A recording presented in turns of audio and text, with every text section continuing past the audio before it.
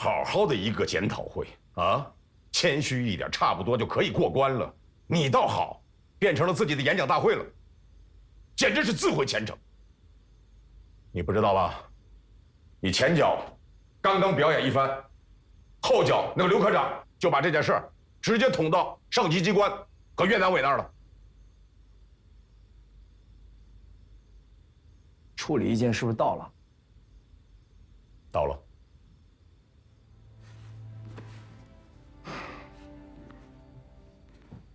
郭泽健，你可能都不知道，鉴于你的综合素质，本来是要把一个副团职的岗位让你去代理的，原本等演习结束之后就要宣布的。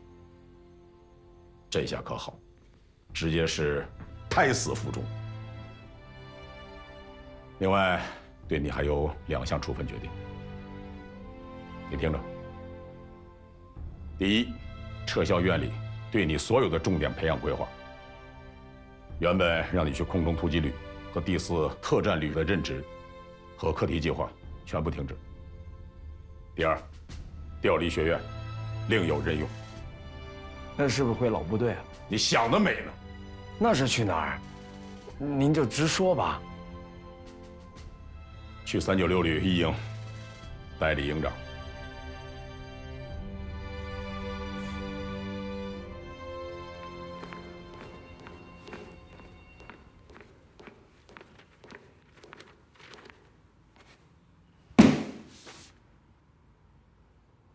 他们什么意思？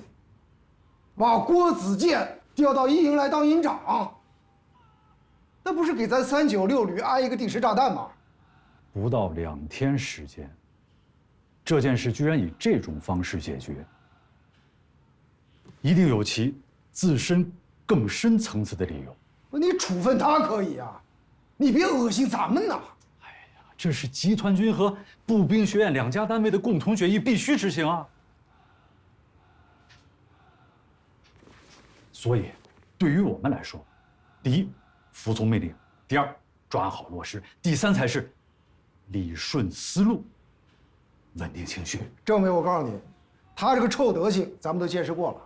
你说这样的人来能没情绪吗？哎，老苏，作为代旅长，有情绪也得给我忍着啊！哎呀，我的娘！这是部队，不是外面的自由市场。再说了，这件事情一旦公布，第8集团军上上下下的官兵可都看着咱们呢。如果我们这些旅领导连这点度量都没有，今后还怎么领兵啊？那396旅在第8集团军还有什么威信？你甭跟我讲大道理，政委，我懂。就算我没情绪，参加演习的官兵呢，我就把话说在这儿。这小子来了，肯定是经常一屁股屎啊，咱们成天得给他擦。老苏，老苏，哎，我怎么听着你是对自己管理下属的水平没信心呢？啊，这话不像是从你索建安嘴里冒出来的。我还是那句话，任何时候、任何情况下，我们都要公正客观地了解使用干部。哎，调令都下来了。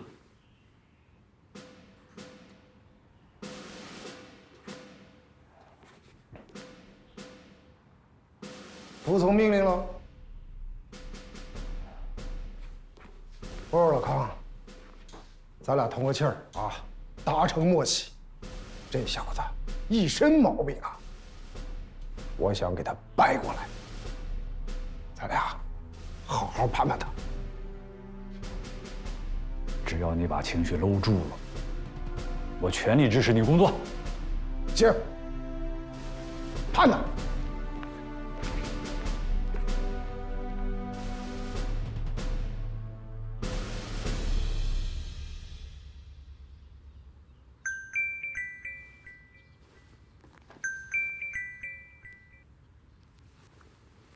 喂，喂，哥，听外婆说你倒是当营长了，恭喜你啊！老太太那嘴也是够快的。你当营长可是咱家的大事儿，当然要广而告之啦。行了，想说什么？我听说到基层很辛苦，的，我关心你嘛。来，给我。你说你别胡说。我当兵的还怕吃苦啊？子健，我和你外公知道你当了营长之后，非常高兴啊！啊，只有到基层去锻炼，才能成为一个好兵。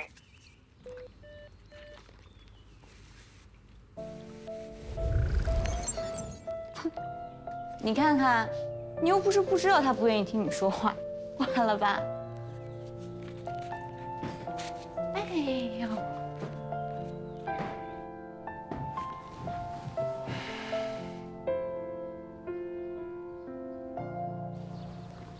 真是做梦也不敢这么做呀！接替我一营营长的竟然是郭子健。你小子这背后一刀也挺狠的，直接告到人家校党委去了。哼，我这叫以其人之道还治其人之身，他不是很能吗？这回我倒是要好好让他瞧瞧，啊，咱们396旅到底是睡猫还是猛虎？这郭子健最大的毛病就是爱显摆，看着吧，等到了396旅，他也闲不住。我最知道该怎么对付这种人了，就得给他个下马威，让他好老实老实。哟，有主意了，很快你就知道了。同志们，此前郭子健同志啊，作为教务参谋，代表步兵学院执行与我们联合训练演习，大家早已经不再陌生了。但是从今以后啊，他的角色就完全不一样了。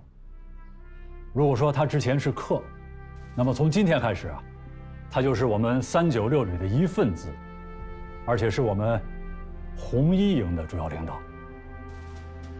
杂强同志，到！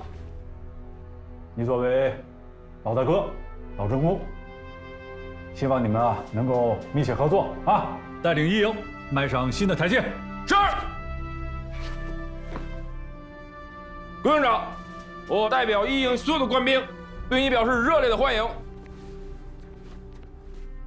更希望在今后的日子里，可以荣辱与共。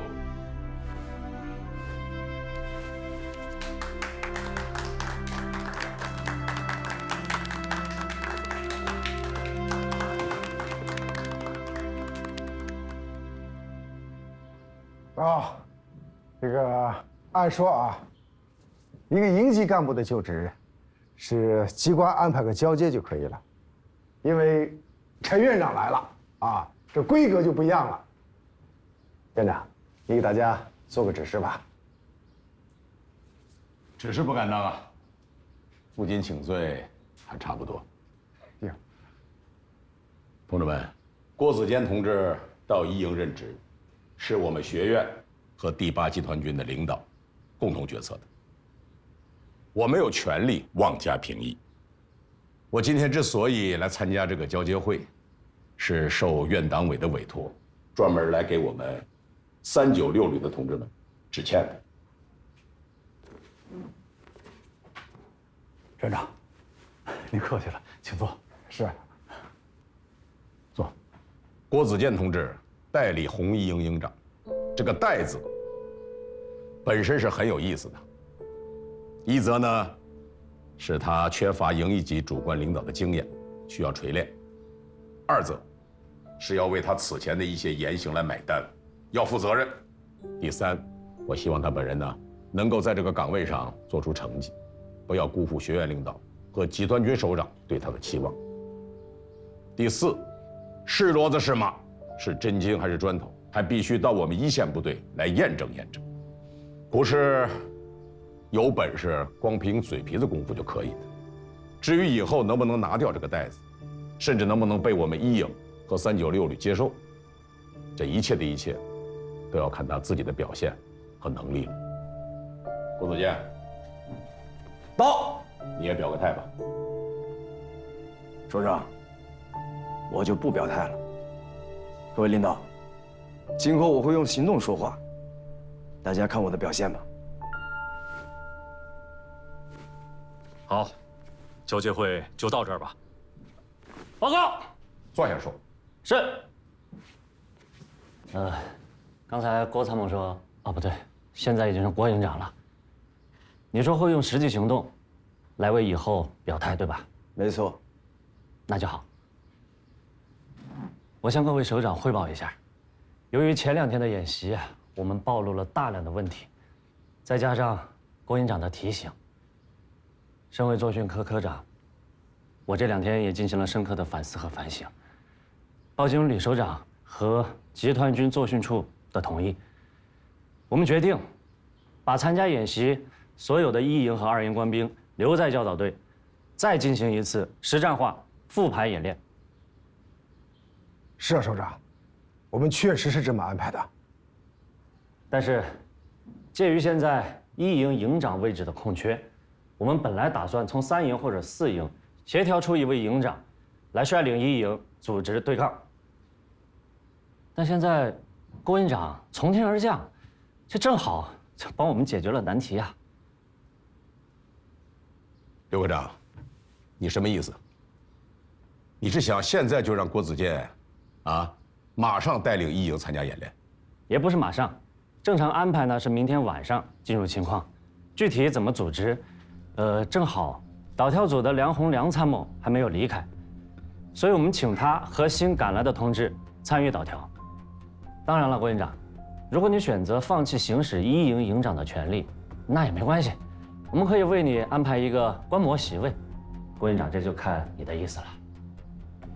索副旅长，什么事你说吧。索副旅长，郭子健同志刚刚来到我们1营，跟所有人都不认识，对营里的情况完全不了解。这个时候你让他去指挥，我看要不然还是下。科长，这个任务我接了。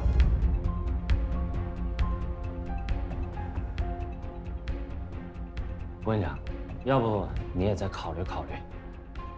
说实话，我们也备了好几套方案，不一定非得是你，不必逞强。不必。前几天的行动，我对1营已经有所了解了。那当然最好。具体的演练计划，那随后就听导调组安排吧。那好，那就择日不如撞日了。裴院长，正好咱们学员还没走，也不差这2天。这次有郭子健亲自指挥，您和学员们就留下一起观摩吧。是这样的，索副旅长，学员们呢要回校准备毕业事宜不过我本人呢可以留下来，记录这次对抗演习的整个过程，也想现场见证一下我们院校的同志究竟适合不适合部队的训练时间。郭子健，到。既然应下了战局，那就放开手，好好打，明白吗？是。相信大家都认识我，我就不自我介绍了。因为前几天那场演习，我相信很多人都不喜欢我，甚至很讨厌我。不过没关系，说句心里话，我不需要你们的喜欢。这次来1营，原因只有一个，那就是组织的安排，我必须服从。但我的感受跟你们一样，不情愿。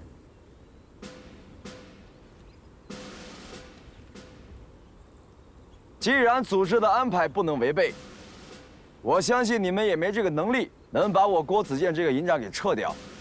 那么从今天起，希望大家能够暂时放下对我郭子健的个人恩怨，把1营这个造假营的帽子先给我摘下来。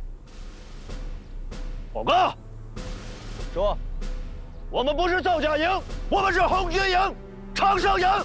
报告完毕。没错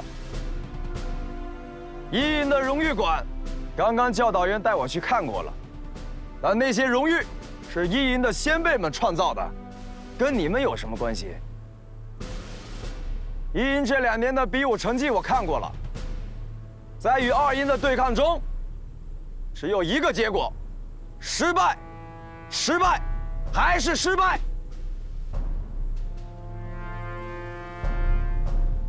1营的荣誉是先辈们用血汗拼杀出来的。从今天开始，为了1营的荣誉能够延续，我希望红1营的后人们能够用一次实实在在的战场拼杀，把1营的荣誉夺回来。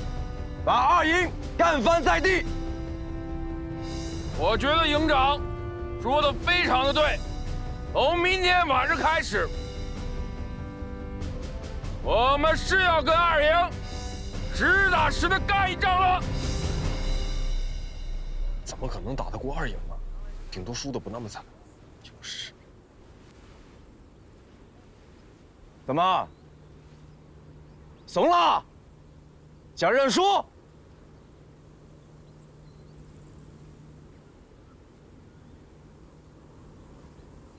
我刚刚在荣誉馆一直在找一个字，但是一直没找到。有谁知道是哪个字？杀！对，红衣营的先辈们从来没想过，也没用过这个字。难道红衣营的后人要把这个字冠冕堂皇地贴在脸上吗？能吗？不能，坚决不能。好，要的就是这句话。从今天开始，一营马上进入临战状态。对我国子监有任何个人恩怨，这是我们一营内部的事情。等打赢了这仗，我国子监任凭你们处置。是爷们儿的，动起来吧！梁参谋，大喜了！石镇华府把这事定下来了，已经来了个新营长，你想不想知道是谁？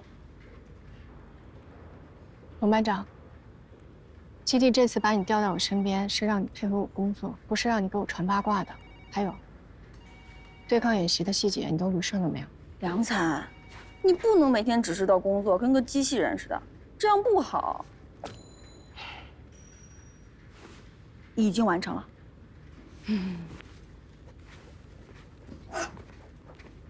我跟你说，这回396旅新来的那个营长，就是步兵学的那个郭子健。吃惊吧？郭子健他本来就是研究军事指挥方面的人才，他去一营当指挥员，这有什么好吃惊的？不是，前几天不就是他把你给绑了吗？他已经跟我道过歉了，这就完啦？那不然呢？行吧，我真是咸吃萝卜淡操心。不过啊，这个郭子健到了一营也没有什么好果子吃。哎，梁子，他是个什么样的人？你怎么对他那么关心啊？我看过他的硕士论文，学术研究方面确实很出色，理念也很先进。武力值应该算是特战队员的级别吧。梁子，我不是问你这个，梁子，就是性格啊、长相啊，帅不帅？性格骄傲自大，不按常理出牌，但是口才还不错。长相，你觉得什么叫帅啊？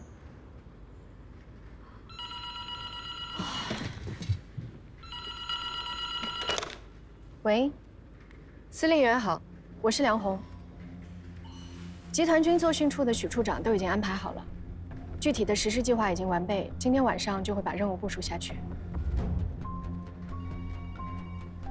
明白，请您放心，保证完成任务。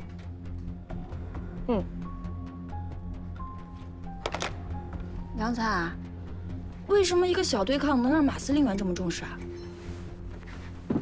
就是这个小对抗，步兵学院的首长会来观摩，集团军的领导会注目，396旅全旅的同志们都会来旁观。你说重要不重要？背对背的对抗，纯自由搏击，不错，有点意思。陈院长，你看呢？挺有针对性的，不错。许处长，看来是出手不凡呐。可不敢，这是梁参谋独立设计的，我可不敢贪功啊。哦，那就是名师出高徒了。这个设计确实挺有新意的，没想到梁参谋年纪轻轻啊，对战法战术的领悟和涉足这么深。哎呀，他要听到你这么夸他鼻孔得朝天了。不过这个离他完成自己的论文还差得远呢。不过话说回来了，郭子健如果有梁红一半的修养，也不至于不说了。那这个课题就这么公布了？你觉得呢，陈院长？课随主便，没有意见。好，公布。是。 1、2营此次对抗名为新型联级战斗群山地遭遇战斗，对抗双方各自出动一支100人为基准的联级规模分队。战斗规则与以往演习一样，注意事项：对抗双方必须立足合成营现有装备和现有人员。好，基本规则梁参谋已经介绍过了。明晚8时，双方兵力开始机动，10时整，对抗正式开始。 下面，我再把对抗区域明确一下。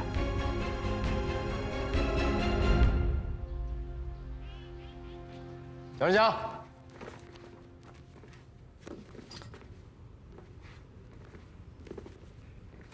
怎么，演习还没开始呢，准备投降了？投降？做梦吧你！我们俩好歹同学一场，又是一个部队的战友，你不请我吃个饭？ 欢迎欢迎！我们是朋友吗？不是啊，我们是敌人吗？是的。不至于吧？那么多年前的一件小事儿，到现在还记仇，你心眼儿太小了。我心眼儿就这么小。第一天认识我，我就纳了闷儿了。你在这儿有朋友吗？ 为什么非要到396旅？怎么着？想把我们这儿的水搅浑？你是怕我抢你风头？抢风头这种事情，那是你郭子健与生俱来的天赋，我甘拜下风。不过这次演习对抗，你必败无疑。是吗？那就走着瞧。郭子健。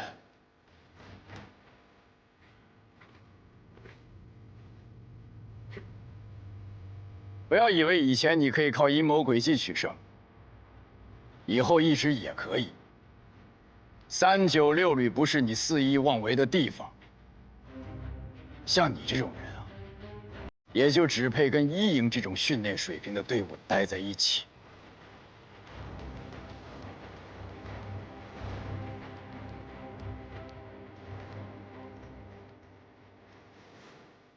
我不管1以前什么样。 打从今天起，我带的1营就是396旅不可替代的王牌。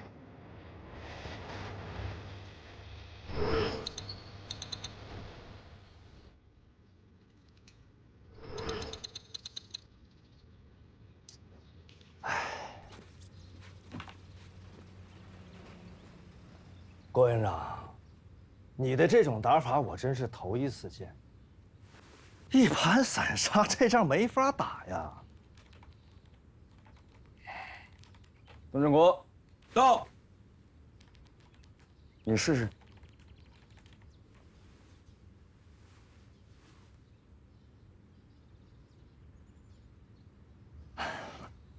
郭营长，我们知道您在院校搞研究，这心里这弯弯绕一准很多。可你这些花花肠子能不能拿着以后再来玩？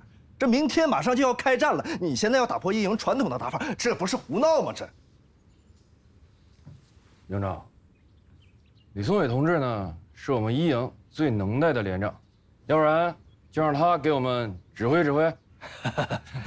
教导员，这我是想指挥来着，可你看这郭营长把我这1连拆得七零八落，这仗让我怎么打？让你怎么打，你就怎么打。是。 郭子健一上任啊，1营就是怨声载道，很多战士在背地里给他使绊子，虽然都是些小打小闹的恶作剧啊，但足以证明1营没人服他。他把人当猴耍，怎么可能有人服他？我倒要看看他怎么把1营带成王牌。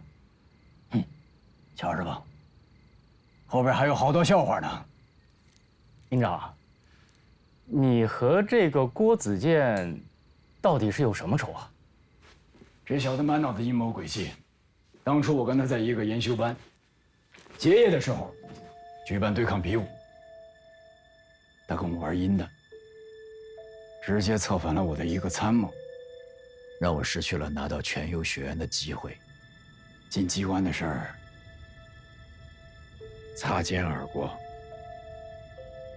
如果不是索副旅长把我调到396旅来，我真的不知道我江胜强现在在哪儿。他把这个全优学员的名额给抢了。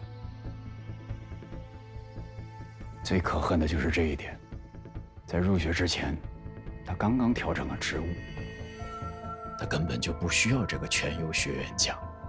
这是损人不利己啊！这郭子健人品不怎么样，必须给他点教训。所以这次对抗，我们一定要赢，一定要让他一败涂地。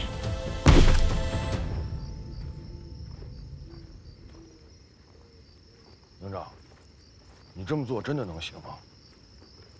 我知道我不精通战法，但我也明白集中用兵的道理。像你这样东挑西拣的用兵，明显兵家之大忌啊！说起兵家，从古至今有哪个军事家说过一种战法是可以永久不变的？我能明白你说的这些，但确实是时间太短了。教导员，正是因为时间太短，我没有办法跟大家磨合，所以只能让他们服从命令。这次对抗，1营的主力一定是李宗伟，应该还会配置一些辅助火力。徐德利，你和李宗伟是老对手了，但在实力上，你一直压他一头，这回没问题吧？没问题，拿下李宗伟，小菜一碟。不能轻敌。周参谋说的对，咱们不能掉以轻心，在战术上一定要盯紧，不能给他们喘息的机会，保证完成任务。走。好，现在我们来研究一下火力配置。在群峰山区布置一个火力点。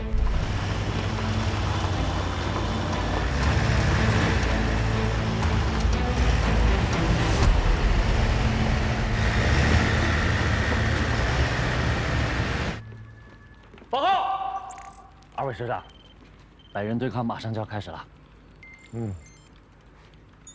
你说这场遭遇战会不会打成拼刺刀式的硬杠啊？我看完全有可能。某些军事大国不是一直在推进亚洛基式的战法吗？这样就看谁的兵力和火力占优了。如果仗打成这样的话，确实没什么看头了。起来！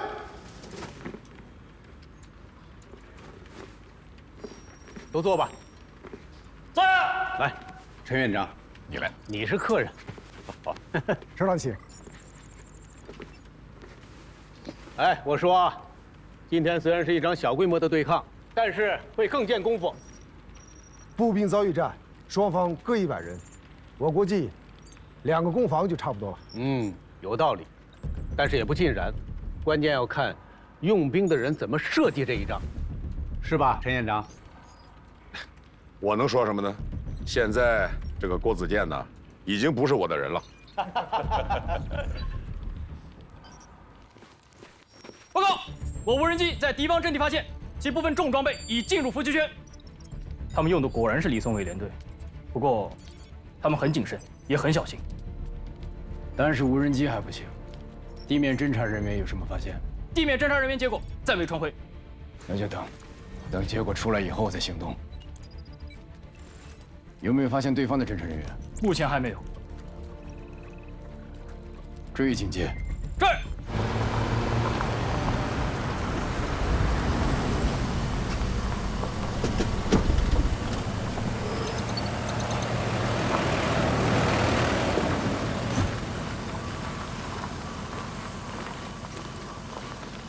李连长，营长到底唱的是哪出戏呢？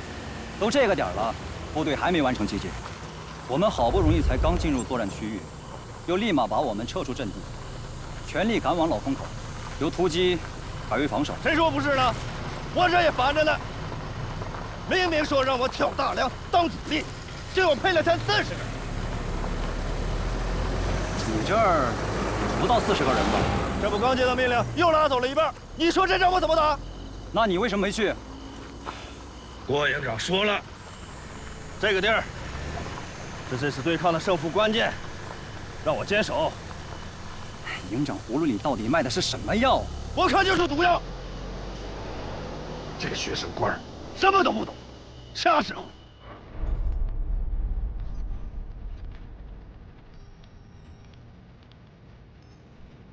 良才，怎么一点打仗的氛围都没有？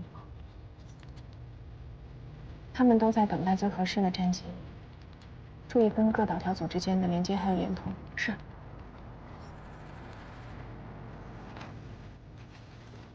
报告，地面侦察人员已侦察完毕，与无人机报案时侦察结果相同。好，命令炮兵开火，摧毁敌方重装备主力，给徐大力扫清障碍，消灭李松伟。是。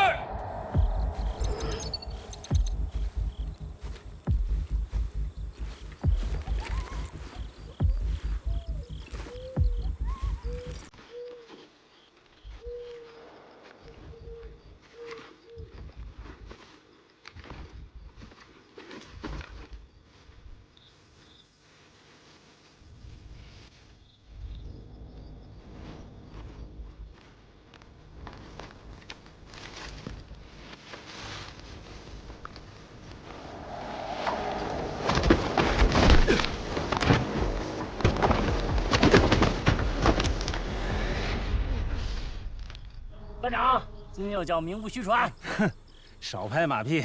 你们几个交号了，给我老实点。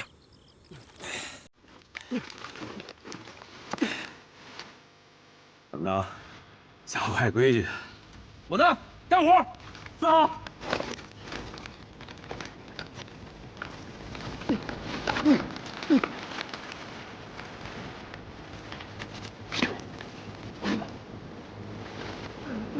张队。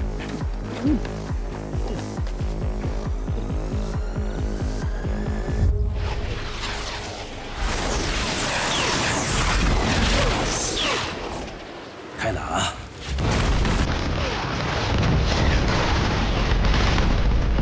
大家抓紧！是。看来双方接上火了。这可不像是双方接火啊，这一看就是二营自家的火力发泄嘛。估计打击效果很快就上传了。江胜强，我了解，他不会做亏本的买卖。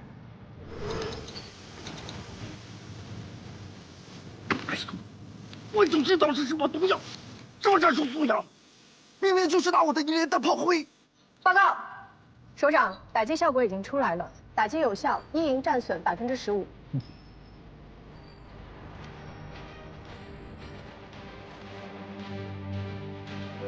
九分队准备行动。是。打击有效，李松伟一连主力被我方重创，让徐大力加快速度突击，消灭李松伟余部。是。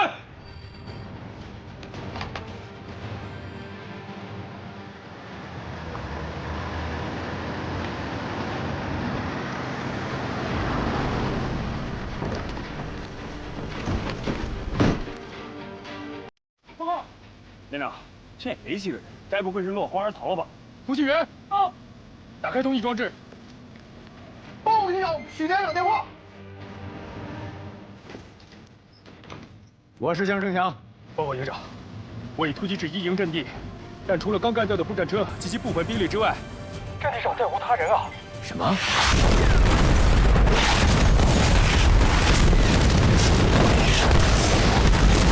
漂亮！嘿，没想到这小子还真有两下子啊！散开啊！引兵！引兵！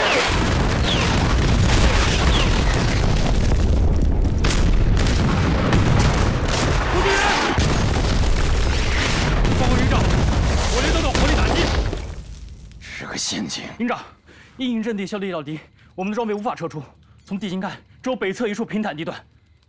徐大力，马上向阵地北侧撤出。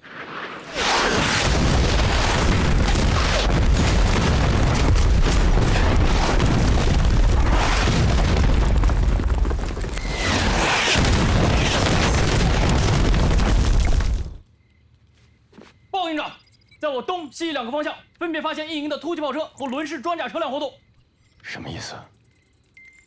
郭子健想包我饺子？就他那点人，还太自大了。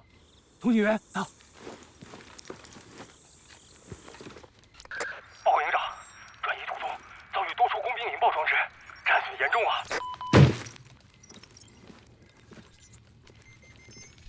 战斗！到！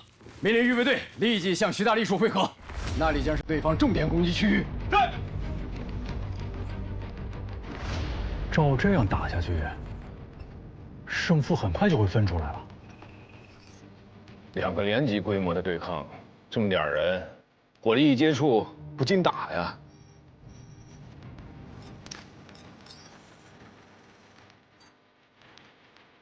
哎呀，你怎么打的？打的是不是越来越看不清楚了？嗯，有时候越看不清楚啊，没准到后面越有看头。是吧？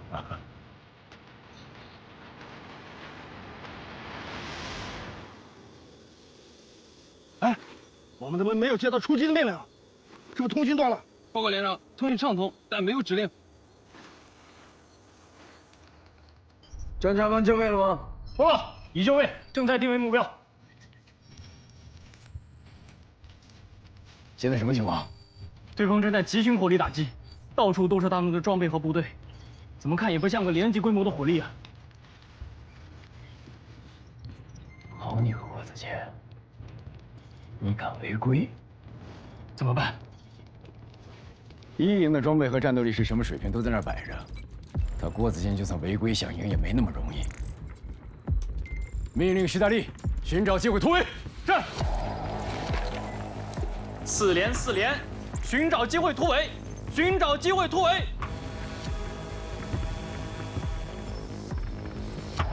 找到了，目标2营指挥所，53，发送坐标。明白。5角炮火打击。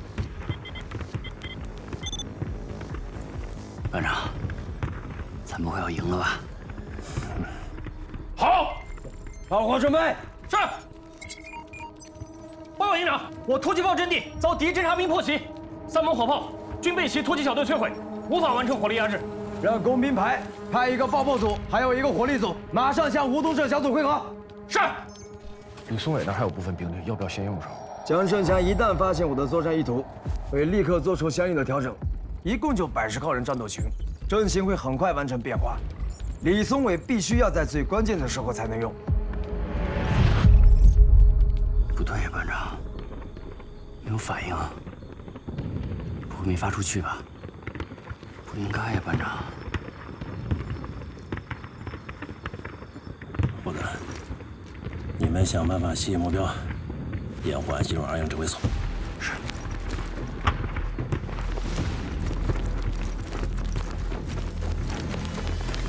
好，我明白。营长，启训，我侦察分队掩护突袭火力，干掉了对方的重火力。干得好！进！报告营长，后方有敌侦察人员活动。不是布哨了吗？为什么没有消息？可能被没收了。不能让他们对指挥所进行定位，立即派人消灭他们。是。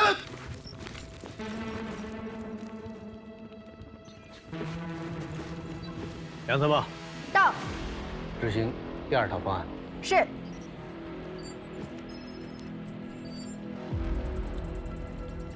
报告，进来。郭营长，3教导员，敌营导调组通知，敌营指挥所已被全部摧毁，指挥所一切功能停用，请你们马上到指挥中心集合。陈连长，接导调组通知，你营指挥所已被摧毁，指挥所一切功能停用，请您马上到指挥中心报到。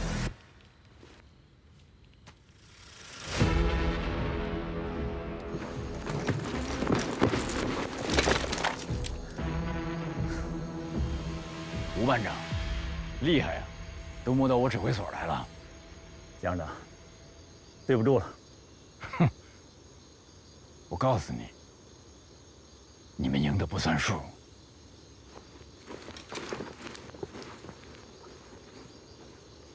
什么情况啊？我这刚到地儿啊，我们就赢了？报告，长，师长，这到底是怎么回事？到底谁输谁赢？现在还不是论输赢的时候，瞧瞧吧，这仗打的多热闹啊！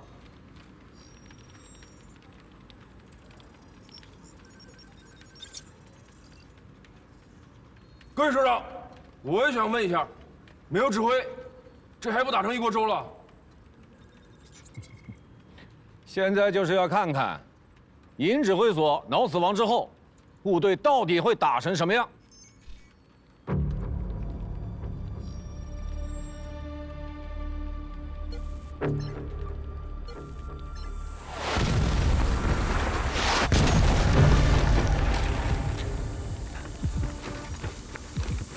连长，营指挥所断开联系，估计是电磁干扰，等一会儿再连。是。二排长，无论我这里发生什么事儿，你一个兵都不准动，不见兔子不撒鹰。所有人注意，跟上我的节奏，向西南方向突围，走。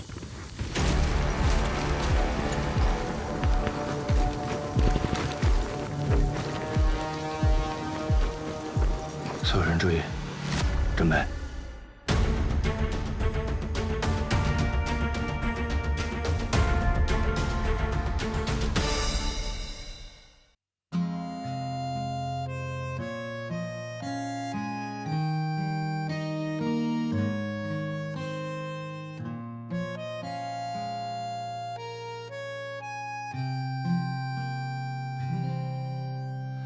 风从未停息，将喧嚣都吹拂后远去。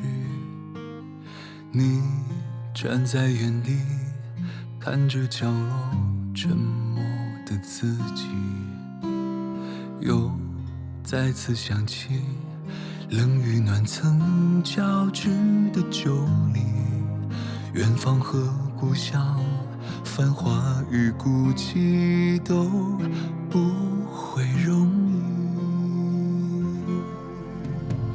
一年一岁，一朝又一夕，愿追赶之后相识与相遇，无法触及却不忍舍弃，化作漫长的期许。一点一滴，一次又一句，愿人还能相知也相惜。昨日一去，而明日再续，你说是否可以？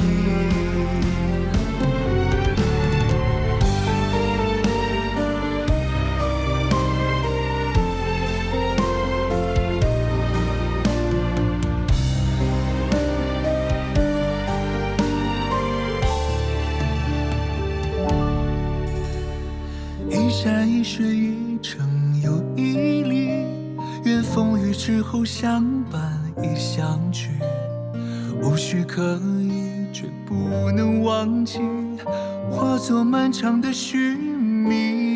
一草一木，一我又一你，愿时光能相忘也相依。多少陌生与多少熟悉，你说都会铭记。